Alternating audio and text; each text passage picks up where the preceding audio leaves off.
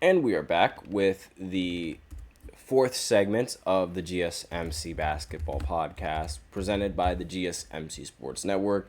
And in this fourth segment, we are going to be talking about basketball news. Now, this is going to range from, Summer League stuff, my opinions on the Summer League, this, that, and the other, particularly what happened, last night with Bronny James. But before I get into the Bronny James debacle and just things of that nature, I do want to talk about Cameron Payne signing his contract with the New York Knicks. Now, again, I was kind of surprised that Cam Payne, which is, my honestly one of the best nicknames that the NBA could ever come up with, him has returned into the chat. What up, him? He says, yo, what's good?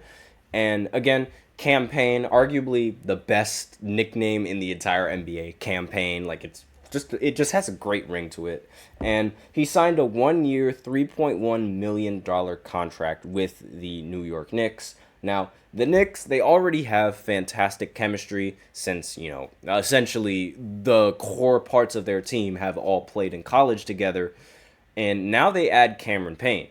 Now, I have a Cam Payne, he's a really, really good, second option, I guess you could say. Good player coming off the bench.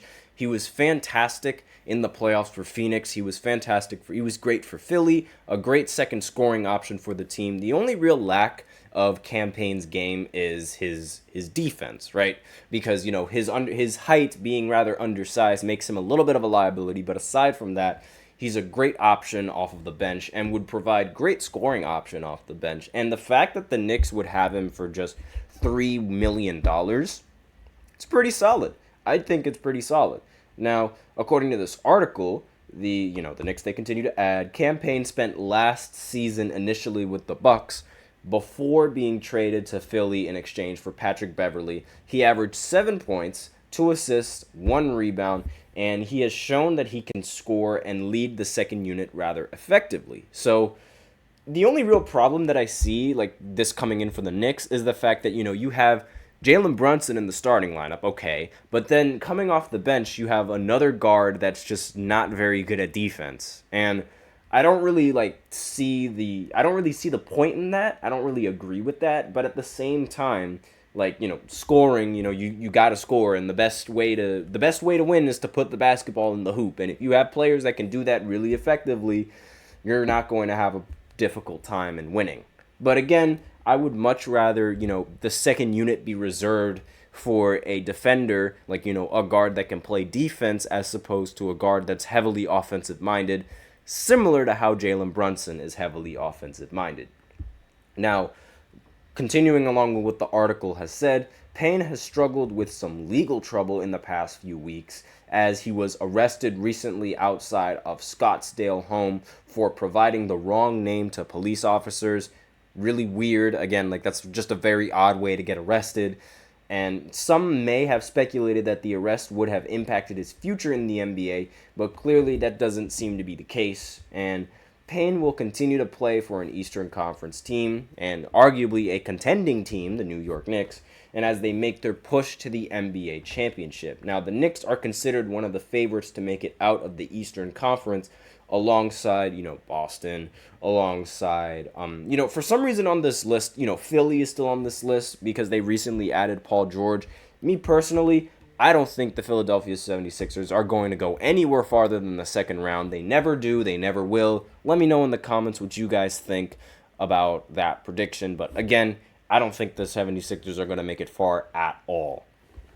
But there's more news coming in from the Knicks. Now, this recently happened 15 minutes ago, so I don't have a graphic for it up and ready. I apologize, but Mikal Bridges, he's expected to follow in Jaylen Brunson's lead and likely sign a team-friendly extension with the Knicks to give the team more flexibility. And this is via the Steinline and Legion of Hoops on Twitter. So, him in the chat, he says, I think Paul George would go off. Yeah, we say that every single time and every single year that he joins a new team. And what happens? Nothing big has really happened for Paul George. I mean, he made the conference finals once with the Clippers without Kawhi, which is pretty impressive. But aside from that, rather underwhelming. Like, his time with the Clippers was rather underwhelming, and his time with OKC, when he had arguably his best year, when he was an MVP caliber player, he got bounced out of the first round. It's just like, meh. I don't know. Maybe I'm just a little bit harsh, but again, I'm just all meh about that move. But really, with Mikal Bridges and taking this, team-friendly contract, going with the Knicks, this just allows the Knicks to get more talent. And really, it's like, what on earth is going on with these Villanova boys? Why are they not trying to get their money's worth? It's a very odd situation, but again, they really, really want to win. And that is one thing that Villanova teaches these guys. It's how to win. Now, again, Mikal Bridges was having a tough time winning on Brooklyn, but, that's besides the point. No one cares about that. Next, we are going to talk about, Bronny James and his little situation in the Summer League. And actually, before I go into that, him has some other comments. Tyrese, PG, and Embiid, somebody's going off, sure, but in the playoffs, it doesn't matter. Like, it doesn't matter in the postseason. It all just comes crumbling down for them. We saw it last year. We see it every single year. Like, one of the biggest trends for the 76ers is that every single time when they get a big-time player, like when they get a player that they think is going to be very good, they always disappear in the postseason. It's happened all the time. Happened with Ben Simmons. Happened with James Harden. Happened recently with Tobias Harris. It's going to happen to Paul George, and it's probably going to happen with Joel Embiid again. Joel Embiid's play style in the playoffs doesn't work. It doesn't help the team. It actually, I think it makes the team worse. But it happens all the time with Philly. I don't know why. It just happens. Like, do I want it to happen? Do I want to see players fail? No, but it just happens. Like, it happens every single year. And I just don't really see that pattern really changing. But that's just me. Who knows? This could be the year. You never know.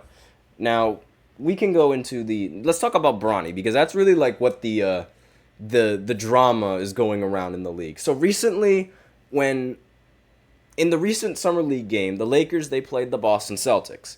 And Jaylen Brown was in attendance along with some other, WNBA players. And I forget exactly who was courtside, but I do know that Angel Reese was one of them. And one of the things that, while Jaylen Brown was talking, like courtside, someone was recording his conversation, right? Like, not really recording his conversation, but recording him speaking. And some other players on the internet, well, not other players, but some other people on the internet, they were able to, like, read their lips. I don't know how people do that. I don't know how people have that much time on their hands, but they do. And one of the things that he allegedly said, again, allegedly, I have no idea, because, they're reading people's lips. He said something along the lines of, I don't think Bronny is a pro player.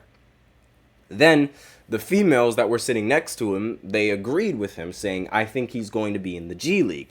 Then Jaylen Brown says, I don't think he's going to be in the G League because of his name, right? Because he's LeBron's son. And to be quite frank, he's played horribly in the Summer League. Like, it's really bad. He was talked about as being a 3-and-D player, for the Lakers.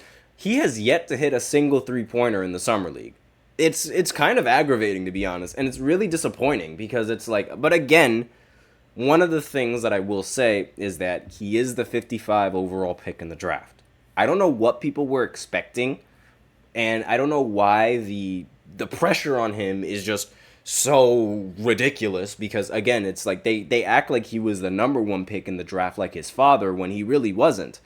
And speaking of the number one pick, we have yet to hear anything about him. We have yet to hear anything about the 1 pick, the 2 pick, the 3 pick, the 4, the 5, the 6, barely anything. Like, they barely get any media attention. It's only on Bronny, and I think it's really unfair, because it's like, having all of that pressure, it's just going to hinder your performance. I know he said that, I know Bronny and LeBron, they all say that, the criticism, it doesn't matter.